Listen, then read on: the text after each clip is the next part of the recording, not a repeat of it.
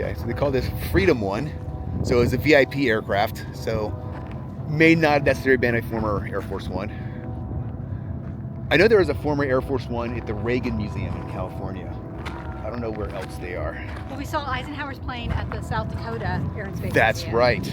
And the I think that was Eisenhower's plane, but that was Eisenhower's plane when he was the general for World War II and not as president. And then the Dayton Air and Space Museum has Kennedy's. Oh, okay. Yeah, I think it's Reagan's plane, obviously, is the one, obviously, in the Reagan Museum. A good friend of mine used to work there many years ago. At the Reagan Museum. Chuck. Oh. Oh, so here's a former Air Force One. This was Kennedy and Johnson's plane. A Douglas VC-118A.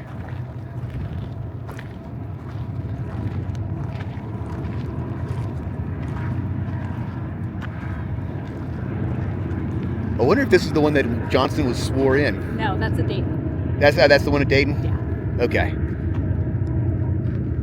Is it like this with the propellers? You don't remember? I don't remember. But you can go inside it. Oh, that's pretty cool. Yeah, you can walk through it, which is pretty darn awesome. That is pretty cool.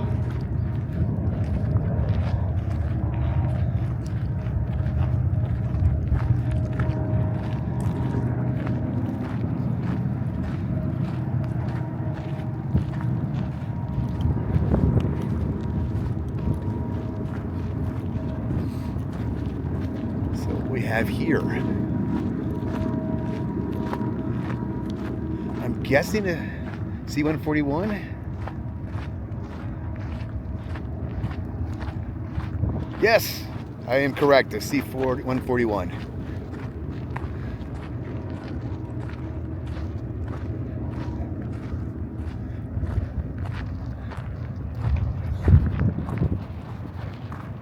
This is a transport aircraft. From the 60s to 2005. Oh. Long service life. This is replaced by the C-17. I don't think I've ever actually, I'm trying to remember if I've ever actually flown in a C-141. And I don't recall for sure. I may have when I went to Honduras.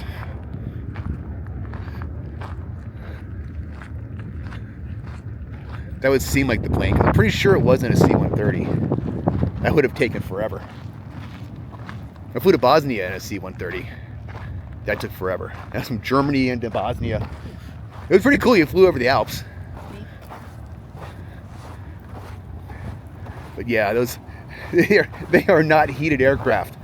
So you basically had to bring all your cold weather gear, even though it was the middle of summer.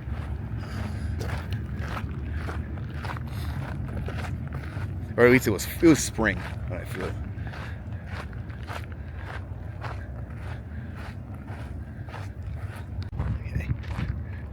I'm assuming they have some kind of rotational pattern where they repaint these planes. But there's a Douglas B-26K Counter Invader. This is a World War II era aircraft. It looks But, amazing. yeah, that's what I'm saying. They must have some kind of system. But it was the original B-26 flew in World War II, and this has been upgraded since. I believe that this flew during Vietnam. So it was used as a ground attack aircraft in Vietnam. Look, you can see they mounted multiple machine guns here on the nose as a attack aircraft. We first saw that with B-25s in World War II. Matter of fact, it was a I can't remember his name. YouTube channel I follow, the Fat Electrician, recently did a video a few months ago about the guy who started arming bombers for ground attack like this. And they started off mounting a couple of 50 cals, and then he added more 50 cals, and then eventually worked their way up to a 75 millimeter cannon. They took it off of a destroyed, I want to say it was a destroyed Sherman tank. It's like, you know what? I'll bet we can mount this in the nose of a plane. That's carried on to the current AC-130, which has a 105 millimeter cannon. We saw that at the air show in Andrews. Okay.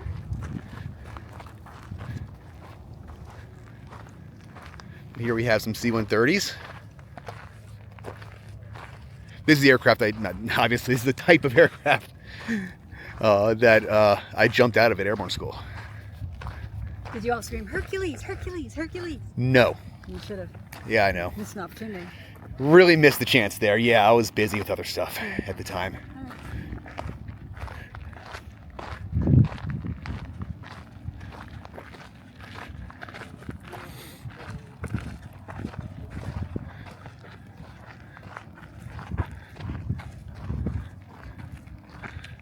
Yeah, some of these C-130s are in kind of rough shape. Yeah, they are. Probably a lot easier to repaint the fighters. Or smaller aircraft. This is like a Coast Guard. Look at it. Oh, it's like it's got the sleds for landing in the Arctic. Oh. Or Antarctica. That is cool. Yeah. So you can land on snow and ice with these sleds. But it is painted up as a Coast Guard aircraft. Looks like. So maybe they also use it in Alaska. That's kind of wild though. You can actually see they've modified the place where the landing gear is. So this would snug up and seal. That's pretty wild.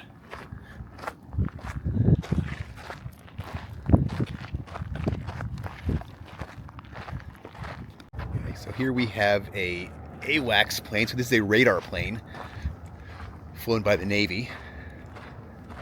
The Air Force obviously uses much larger aircraft, but you know the Navy has space limitations on an aircraft carrier. The Grumman E-1 Tracer from 57 to 78.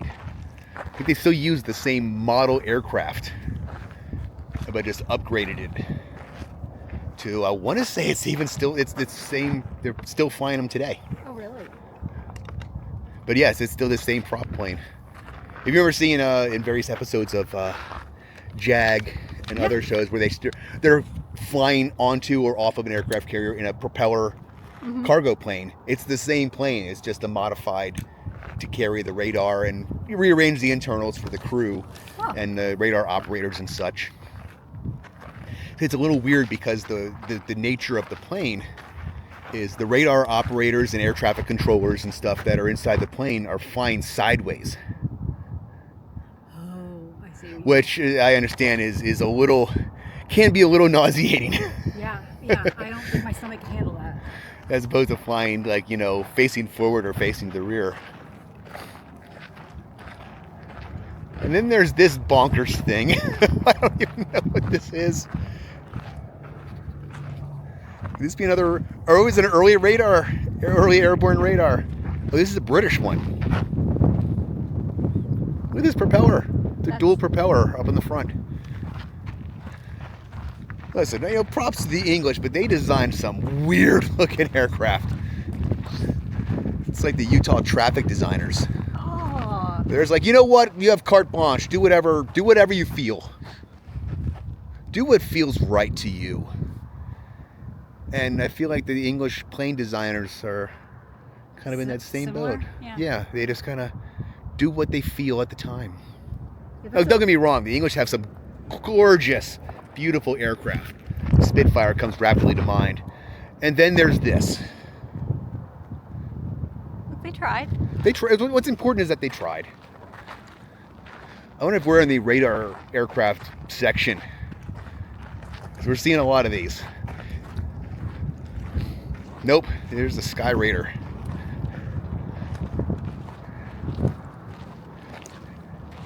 Interesting that this is the version. I guess, you know, you show what you have. Yeah. Maybe there's a newer version or there's a different version, because this does not look like a attack aircraft, which was often what they were used for.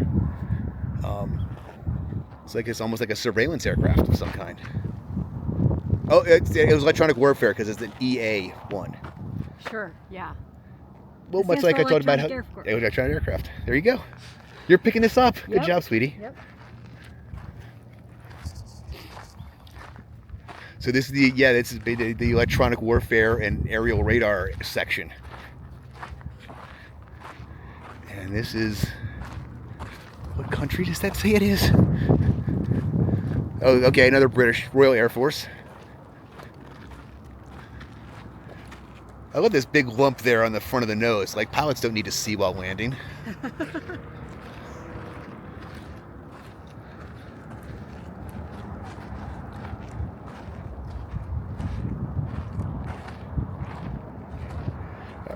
Now, I'm not one to make fun of people's clothing. Who are we kidding? But this dude over here in the red shirt really looks like he's wearing assless chaps with a thong.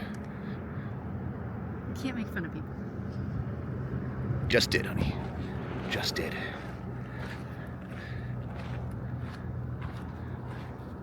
I'm sorry. Those big leather patches on his butt cheeks. That's just what it looks like. Anywho. All right. More radar aircraft. Look at this thing.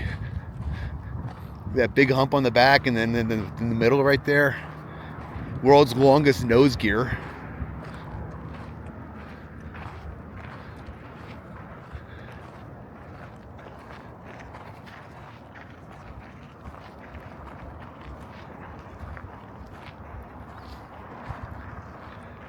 Right. Crowd. We're starting to get more people out here now. Yeah. Before it felt like we were the only ones out here. All right, so we're gonna look at some fighters next.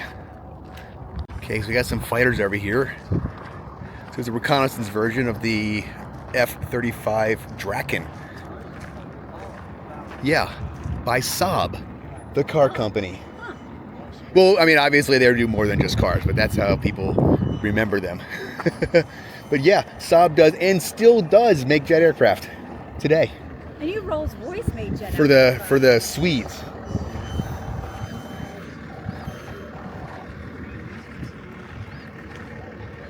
Jaguar, Jaguar. So British aircraft. These flew in combat as recently as Desert Storm. And they said here in 2007, although I think they were removed from active service, like frontline service. Okay. After Desert Storm, but they still performed roles as fighters. As training aircraft. It's another Jaguar, painted pink. Because apparently that's actually a really good camouflage for the desert. Oh, is it? Yeah. Oh, yeah, that makes perfect sense. The early SAS in World War II in North Africa painted their Jeeps pink. Because it apparently blended well with the desert out there. And famously, that submarine that got painted pink. There was that. Yeah, that was not for camouflage purposes, though. Right. But there was a documentary called Operation Petticoat. Yeah. With the name of the actors escapes me. Cary Grant. Cary Grant. Yeah.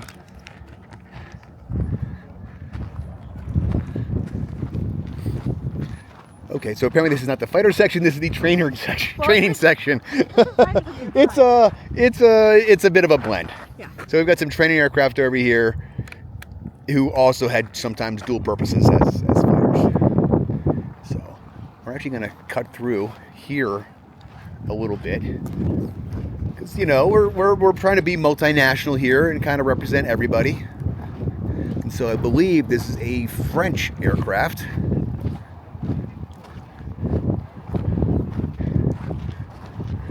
When the French write Marine on there, they mean carrier aircraft and not Marines. Oh.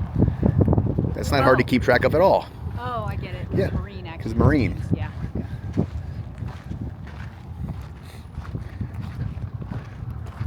Captain Perot Hannequin. Spells Perot wrong. Saying. One of these guys also doubles.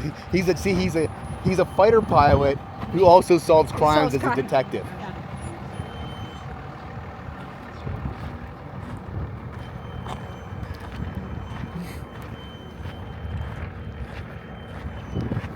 So we have more training aircraft.